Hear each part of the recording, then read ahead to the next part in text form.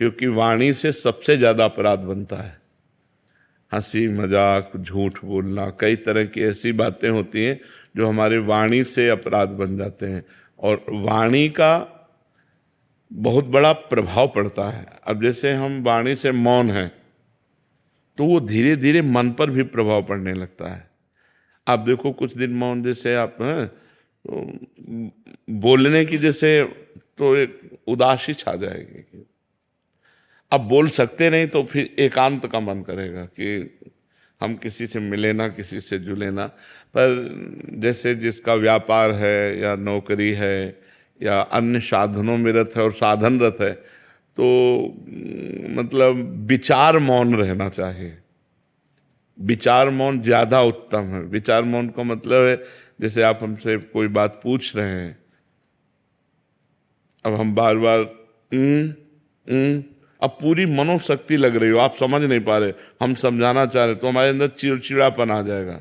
अगर अत्यंत आवश्यक है तो हम बोल देते हैं, और अत्यंत आवश्यक नहीं है तो हम उत्तर नहीं देते। इसे विचार मौन कहते हैं। जो बोलेंगे सत्य बोलेंगे, मृदु बोलेंगे, हितकर बोलेंगे, नहीं तो मौन रहेंगे। साधक जो गृहस्थी में है उसे जड़ मौन ना लेकर विचार मौन उत्तम रहेगा, क्योंकि परिवार है, गृह कार्य है। अच्छा, संत वेश में क्या है कि अब हम आज से नहीं बोलना चाहते, तुम्हारे ऊपर किसी का अधिकार नहीं, आप हमें नहीं बुलवा सकते। लेकिन गृहस्थी में बहुत सी ऐसी बातें हैं जिनमें आपको बोलना ही पड़ेगा, तो उसमें विचार मौन ज़्यादा उत्तम है, जड़ मौन ठीक नहीं है। तो विचार मौन के द्वारा भी वही गति प्राप्ति की जा सकती है। वाणी का सद्व्यवहार परमार्थ को पुष्ट करता है, या वाणी का मौन, दोनों पुष्ट करते हैं। तो हम सद्वाक्य बोल करके, सद्व्यवहार करके अपने मन को निसंकल्प बनाएं, अपने मन को मौन की तरफ ले जाएं। मन का संकल्प रहित हो जाना ही सच्चा मौन है।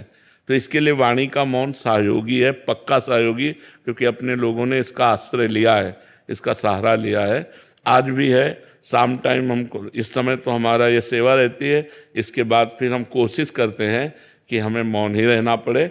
इशारे से बात कर ली, जैसे कोई बात है कि आप अगर बहुत बोलना हुआ तो 2 शब्दों में बोल दिया, यानी शांत अपने सुमिरन चिंतन में।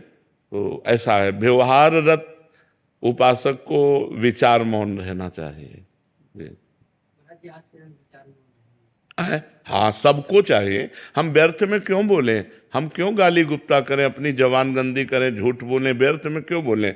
बहुत गंभीर रहना चाहिए, शांत रहना चाहिए। उसकी बात सुनी, अगर बोलने लायक है तो उत्तर दिया, नहीं तो मौन है, हमें क्या मतलब, चल दिया।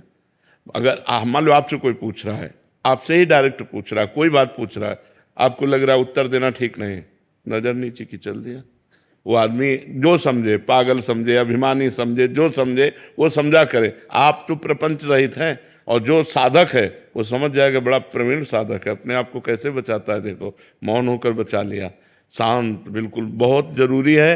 नहीं, वाणी से इतने अपराध बनते हैं कि लोग समझ नहीं पाते। वाणी से अपराध ही अपराध बनते रहते हैं, शरीर से और वाणी से ज़्यादातर अपराध बनते रहते हैं। इसीलिए परमार्थ में उन्नति नहीं हो पाती। अगर शरीर और वाणी निष्पाप हो जाए तो मन बहुत जल्दी भगवान में लग जाए।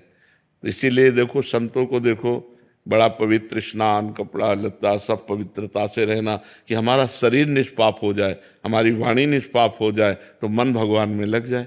मन का तन और वाणी से बड़ा संयोग है। हम जहाँ बोलते हैं मन हमारा वहीं जाता है, हम शरीर से जो क्रियाएं करते हैं मन उसी में जाता है, जो संबंध रखते हैं। अगर हमारा देखो, तभी 3 की शरणागत कही गई, तन वांग मनो भी, शरीर मन और वाणी, वांग तनु वांग मनो भी, 3 का बहुत बड़ा योग है साधना में। तो हम शरीर को पवित्र रखें, वाणी को कम बोलने का अभ्यास रखें, दूसरे को ज़्यादा बोलने दें, अपने बहुत सोच समझ के उत्तर दें, और भगवान का नाम स्मरण करें। तरह की ऐसी बातें होती हैं जो हमारे वाणी से अपराध बन जाते हैं, और वाणी का बहुत बड़ा प्रभाव पड़ता है। अब जैसे हम वाणी से मौन हैं तो वो धीरे धीरे मन पर भी प्रभाव पड़ने लगता है। आप देखो कुछ दिन मौन, जैसे आप हैं तो बोलने की जैसे तो एक उदासी छा जाएगी कि अब बोल सकते नहीं तो फिर एकांत का मन करेगा कि हम किसी से मिले ना, किसी से जुले ना। पर जैसे जिसका व्यापार है या नौकरी है या अन्य साधनों में रत है और साधनरत है, तो मतलब विचार मौन रहना चाहिए। विचार मौन ज्यादा उत्तम है। विचार मौन का मतलब है, जैसे आप हमसे कोई बात पूछ रहे हैं, अब हम बार बार अब पूरी मनोशक्ति लग रही हो, आप समझ नहीं पा रहे, हम समझाना चाह रहे, तो हमारे अंदर चिड़चिड़ापन आ जाएगा। अगर अत्यंत आवश्यक है तो हम बोल देते हैं, और अत्यंत आवश्यक नहीं है तो हम उत्तर नहीं देते। इसे विचार मौन कहते हैं। जो बोलेंगे सत्य बोलेंगे, मृदु बोलेंगे, हितकर बोलेंगे, नहीं तो मौन रहेंगे। साधक जो गृहस्थी में है उसे जड़ मौन ना लेकर विचार मौन उत्तम रहेगा, क्योंकि परिवार है, गृह कार्य है। अच्छा, संत वेश में क्या है कि अब हम आज से नहीं बोलना चाहते, तुम्हारे ऊपर किसी का अधिकार नहीं, आप हमें नहीं बुलवा सकते। लेकिन गृहस्थी में बहुत सी ऐसी बातें हैं जिनमें आपको बोलना ही पड़ेगा, तो उसमें विचार मौन ज्यादा उत्तम है, जड़ मौन ठीक नहीं है। तो विचार मौन के द्वारा भी वही गति प्राप्ति की जा सकती है। वाणी का सद्व्यवहार परमार्थ को पुष्ट करता है, या वाणी का मौन, दोनों पुष्ट करते हैं। तो हम सद्वाक्य बोल करके, सद्व्यवहार करके अपने मन को निसंकल्प बनाएं, अपने मन को मौन की तरफ ले जाएं। मन को मौन की, मन का संकल्प रहित हो जाना ही सच्चा मौन है। तो इसके लिए वाणी का मौन सहयोगी है, पक्का सहयोगी, क्योंकि अपने लोगों ने इसका आश्रय लिया है, इसका सहारा लिया है। आज भी है, शाम टाइम हमको, इस समय तो हमारा ये सेवा रहती है, इसके बाद फिर हम कोशिश करते हैं कि हमें मौन ही रहना पड़े। इशारे से बात कर ली, जैसे कोई बात है कि आप अगर बहुत बोलना हुआ तो 2 शब्दों में बोल दिया, यानी शांत अपने सुमिरन चिंतन में। तो ऐसा है, व्यवहाररत उपासक को विचार मौन रहना चाहिए।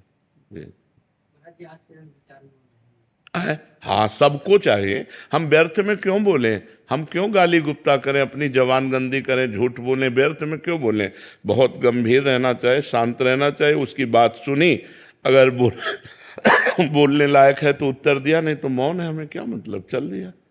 अगर मान लो आपसे कोई पूछ रहा है, आपसे ही डायरेक्ट पूछ रहा है, कोई बात पूछ रहा है, आपको लग रहा है उत्तर देना ठीक नहीं, नजर नीचे की, चल दिया। वो आदमी जो समझे, पागल समझे, अभिमानी समझे, जो समझे वो समझा करे। आप तो प्रपंच रहित हैं, और जो साधक है वो समझ जाएगा, बड़ा प्रवीण साधक है, अपने आप को कैसे बचाता है, देखो मौन होकर बचा लिया, शांत, बिल्कुल बहुत जरूरी है। नहीं, वाणी से इतने अपराध बनते हैं कि लोग समझ नहीं पाते। वाणी से अपराध ही अपराध बनते रहते हैं, शरीर से और वाणी से ज़्यादातर अपराध बनते रहते हैं। इसीलिए परमार्थ में उन्नति नहीं हो पाती। अगर शरीर और वाणी निष्पाप हो जाए तो मन बहुत जल्दी भगवान में लग जाए। इसीलिए देखो, संतों को देखो, बड़ा पवित्र स्नान, कपड़ा लत्ता सब पवित्रता से रहना, कि हमारा शरीर निष्पाप हो जाए, हमारी वाणी निष्पाप हो जाए, तो मन भगवान में लग जाए। मन का तन और वाणी से बड़ा संयोग है। हम जहाँ बोलते हैं मन हमारा वहीं जाता है, हम शरीर से जो क्रियाएं करते हैं मन उसी में जाता है, जो संबंध रखते हैं। अगर हमारा, देखो तभी 3 की शरणागत कही गई, तन वांग मनो भी, शरीर मन और वाणी, वांग तनु वांग मनो भी, 3 का बहुत बड़ा योग है साधना में। तो हम शरीर को पवित्र रखें, वाणी को कम बोलने का अभ्यास रखें, दूसरे को ज्यादा बोलने दें, अपने बहुत सोच समझ के उत्तर दें, और भगवान का नाम स्मरण करें।